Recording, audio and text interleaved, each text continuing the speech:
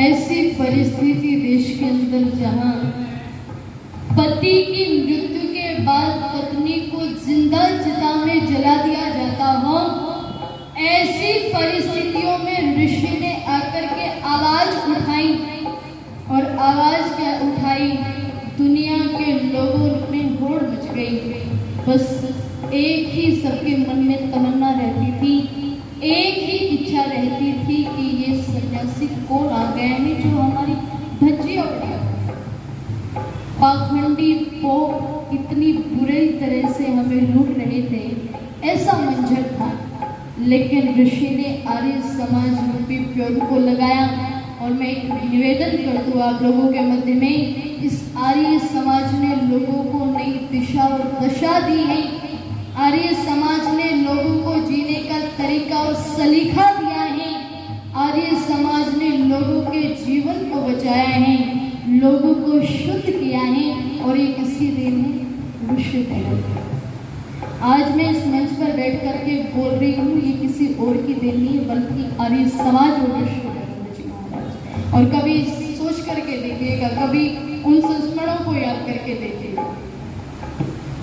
1982 में जो अजमेर के अंदर शताब्दी मनाई गई और उसमें देश की प्रधानमंत्री इंदिरा गांधी जी को इनवाइट किया गया और लाखों लोगों की भीड़ में देश की प्रधानमंत्री इंदिरा गांधी एक बात कहती है कि ओ भारत के लोगों, ओ भारत के लोगों, भारत जैसे देश में जहां पर महिलाओं को अनपढ़ रखा जाता था, भारत जैसे देश में जहां पर पति की मृत्यु के बाद पत्नी को जिंदा चिता में जला दिया जाता था, भारत जैसे देश में जहां पर महिलाओं को पैर के जूते समझा जाता था, ऐसी मान्यताओं के भारत में इंदिरा गांधी का पढ़ना और पति के ना होते हुए भी देश की प्रधानमंत्री बनना, ये श्रेय यदि किसी को जाता है तो वो केवल और केवल आर्य समाज और ऋषि दयानंद को जाता है। इतना बड़ा सम्मान ऋषि ने हमें दिया, लेकिन उस सम्मान का हमने क्या किया? दुरुपयोग किया। कैसे किया? आप लोगों ने पिछले दिनों एक घटना सुनी होगी कि दिल्ली के अंदर महिलाओं ने आरक्षण करा किया इस बात को लेकर के कि हमें छोटे कपड़े पहनने की आजादी दे, हमारा जैसा मन करे हम वैसे कपड़े पहने, जहां मन करे वहां घूमे, जो मन करे खाएं, कोई रोक टोक ना हो हम पर। ऐसे ही सवाल चल रही थी, एक बहन जी मंच से बोल रही थी, कहा कि हमें आज़ादी दो, हमारी कुछ डिमांड है उनको पूरी करो, हमारा जो मन करे हम करें, ये हमारा अधिकार है, जो हमारा मन करे।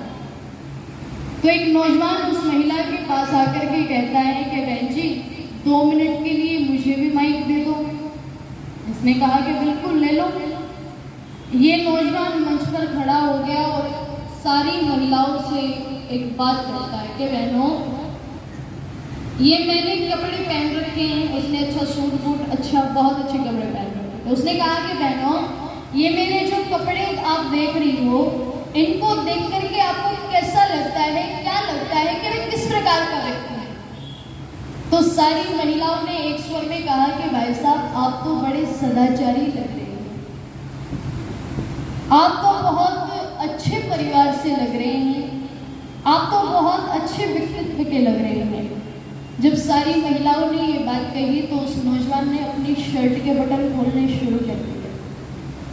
जैसे ही उसने अपनी शर्ट के बटन खोले तो सारी महिलाओं ने चप्पलें निकाल ली और केवल निकाली नहीं, उस नौजवान पर बरसानी शुरू की। उसने कहा कि बहनों क्या हो गया? अब तक तो मैं आपको बड़ा सदाचारी लग रहा था, अब तक तो मैं आपको बहुत अच्छे खानदान से लग रहा था, अब तक तो मैं आपको बहुत अच्छे व्यक्तित्व का लग रहा था। मैंने मंच पर खड़े होकर के अपनी शर्ट के बटन क्या खोल दी, आप लोगों ने मुझ पर चप्पलें बरसानी शुरू कर दी। अब आप विचार करके देखो, मैं पुरुष होकर के मंच पर खड़ा होकर के अगर अपनी शर्ट के बटन को खोल देता हूँ तो ये मेरी अभद्रता है। और आप एक महिला होकर के, एक नारी होकर के जब छोटे कपड़े पहन करके अंगों का प्रदर्शन करती हुई बाजार से निकलती है तो हमें कैसा लगता होगा? हमें कैसा लगता होगा? बनना था प्रिय दर्शना और बन गई क्या? प्रदर्शना। छोटे से छोटा प्रोडक्ट आप खरीदने के लिए जाइएगा, उस पर महिलाओं के आधे नंगे शरीर के आपको चित्र दिखाई मिलेंगे, तब वो प्रोडक्ट मिलता है। छोटी सी क्रीम लेने के लिए जाइएगा, साबुन लेने के लिए जाएगा, किसी भी दुकान पर देख लीजिएगा, कोई भी प्रोडक्ट अगर बिक रहा है तो महिला के शरीर का प्रदर्शन वहां पर किया जाता है, तब प्रोडक्ट बिकता है। क्या यही हमारी संस्कृति रह गई है? क्या ये हमारी संस्कृति थी? भारतीय संस्कृति को लोगों ने तिल तिल करके जलाया है और इसका परिणाम आप लोग देख रहे हैं कि हम लोग पीछे हटते हुए दिखाई दे रहे हैं और दुनिया के लोग आगे बढ़ते हुए दिखाई दे रहे हैं। कोई भी देश जब अपने मूल से हट जाता है, अपनी संस्कृति से हट जाता है, तो उसका नक्शा सिमट कर रहता है। क्यों रहता है? एक पेड़ लगा हुआ है और उस पर कोई स्वस्थ फल लगा हुआ है, और उसी पेड़ से एक ऐसा फल लगा हुआ है जिसमें कुछ कीड़े लगे हुए हैं। आप उस कीड़े लगे हुए फल को अगर पेड़ से जुदा नहीं करेंगे तो गंदगी फैलाने का काम नहीं करेगा, उससे बदबू नहीं आएगी। आप कभी सूंघ करके देखिएगा। और कोई अच्छा खासा स्वस्थ फल तोड़ करके आप रख दें 2 दिन, 3 दिन, 4 दिन, 5 दिन, उसके बाद उस फल से बदबू आनी शुरू हो जाती है ना। अब आप विचार करके देखिएगा, जो व्यक्ति अपने मूल से जुड़ा रहता है, कोई फल अपने मूल से जुड़ा रहता है, तो वो चाहे कितना भी खराब हो, चाहे कीड़े भी लगे हो, लेकिन वो गंदगी फैलाने का काम नहीं करता। और अगर अच्छा खासा स्वस्थ फल अगर अपने मूल से तोड़ करके रख दिया जाए तो उससे बदबू आनी शुरू हो जाते। इसी प्रकार जो लोग अपनी संस्कृति से छूट जाते हैं, जो अपनी संस्कृति से मुंह मोड़ लेते हैं, उनको दुनिया के अंदर बचाने वाला कोई नहीं है। अगर हमारी संस्कृति में जरा से गिरावट भी हो और हम अपनी संस्कृति से जुड़े रहते हैं तो वो कभी अभद्रता, कोई गंदगी फैलाने का काम नहीं करता। और ध्यान रखिएगा, जो अपने मूल से जुड़ा रहता है वो मूली होता है, और जो अपने मूल से हट जाता है वो मामूली हो जाता है। इसलिए जरा सा विचार किया जाए। लेकिन मूल से जुड़ने का प्रयास किया ऋषि ने और एक आह्वान किया कि तुम वेदों की ओर लौटो। ये वेद ऐसी पूंजी इस देश की थी जिसके बलबूते पर ये देश विश्व गुरु कहलाता था, लेकिन आज ये खुद दास बन करके बैठ गए। अपनी आर्य समाज के मंत्री जी ने, इन्होंने मुझे 500 रुपये की राशि कमरे में दी आकर के, और इन्होंने कहा कि नाम नहीं लेना, लेकिन जो व्यक्ति अपने आप को छुपाना चाहे तो उसका नाम जरूर लेना चाहिए, है ना। मैं तो ऐसा मानती हूँ। और इन्होंने कहा कि कहना नहीं है। मैं क्या, मैं नहीं मानूंगी, कहूँगी जरूर। इनकी ये शालीनता है, ये इनका बड़कपन है जो ये कह रही है कि नाम नहीं लेना है। लेकिन बहुत अच्छा व्यक्तित्व इनका है। बार बार आकर के हमसे पूछते हैं कोई दिक्कत नहीं है ना, कोई परेशानी तो नहीं है ना। बहुत अच्छी व्यवस्था। तो मैं निवेदन कर रही थी आप लोगों के मध्य में, जरा सा इन बातों पर विचार हम लोग करेंगे। ऋषि ने तो हमें मूल से जोड़ने का प्रयास किया, लेकिन हम लोग जुड़ने पाए या न पाए इसका ब्यौरा हम कभी निकाल करके देखें। लेकिन आइए एक गीत की पंक्तियां मैं आप लोगों के मध्य में रख दूं क्या।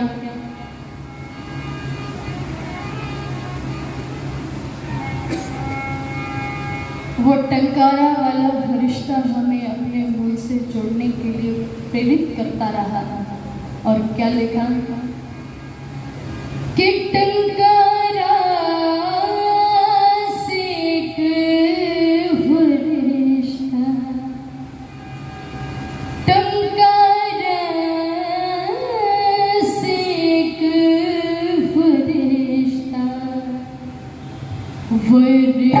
वरदान बन के आया, टंकारा से एक फरिश्ता वरदान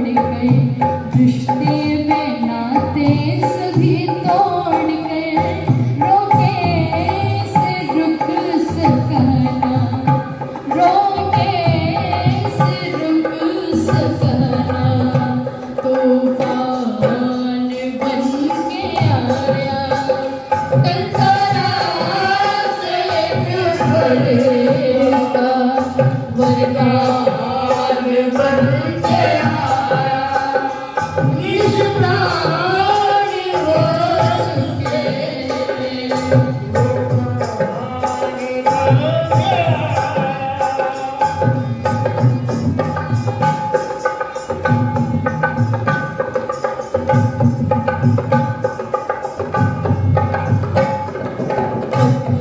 की पूजा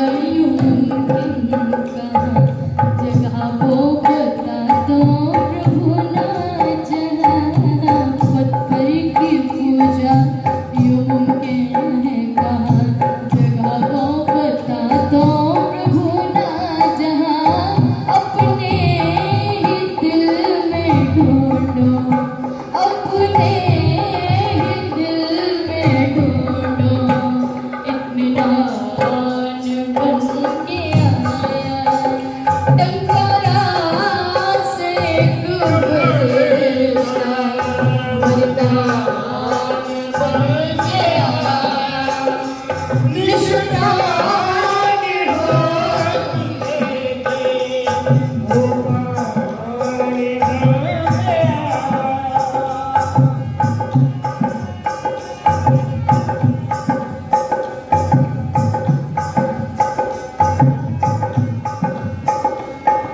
लाशें बहती थी माँ बन कफन, गोदी में गंगा की करती दफन, लाशें बहती थी माँ बन कफन, गोदी में गंगा की करती दफन, मुफलिसें में महर्षि,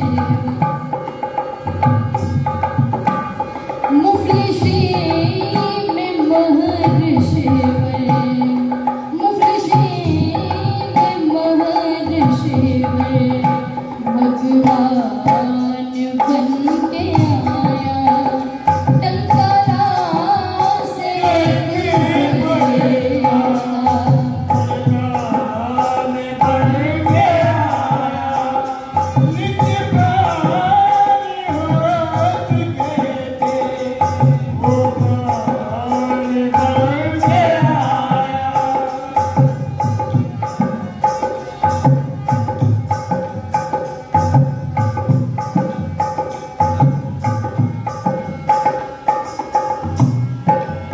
किया वार करण सिंह ने तलवार से, ऋषि ना डरे उसके हुंकार से, किया वार करण सिंह ने तलवार से, ऋषि ना डरे उसके हुंकार से, गर जा तपस्वी जो भी, गर जा तपस्वी जो भी, शैतान बन के आया, टंकारा से एक फरिश्ता वरदान बन के आया, निज प्राण हो चुके वो प्राण बन के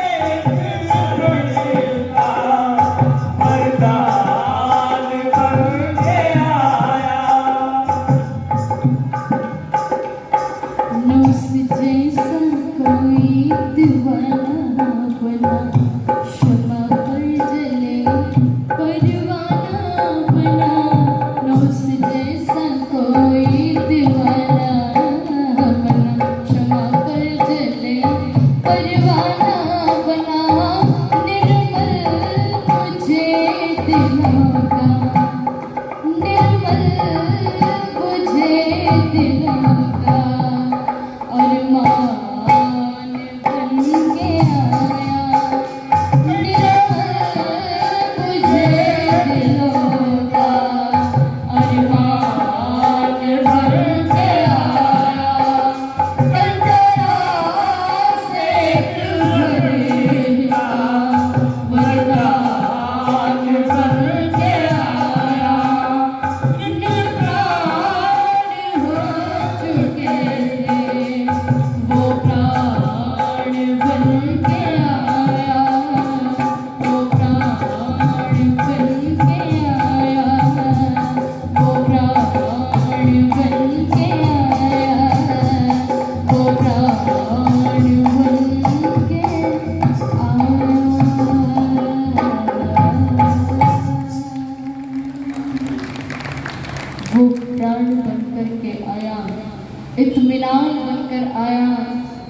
अरमान बनकर आया।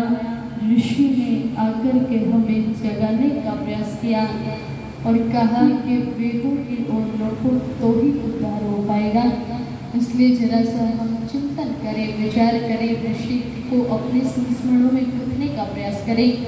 आप लोगों ने मुझे बड़े ध्यान से तज्जित होकर के सुना। आप सभी का बहुत बहुत धन्यवाद। समय हो चुका है। इति ओम। तन्नू आर्य जी ने अपने भजनों के माध्यम से, गीतों के माध्यम से आर्य समाज के संस्थापक महर्षि दयानंद स्वामी जी के गुणगानों का वर्णन किया। अनेकों एहसान, अनगिनत एहसान हैं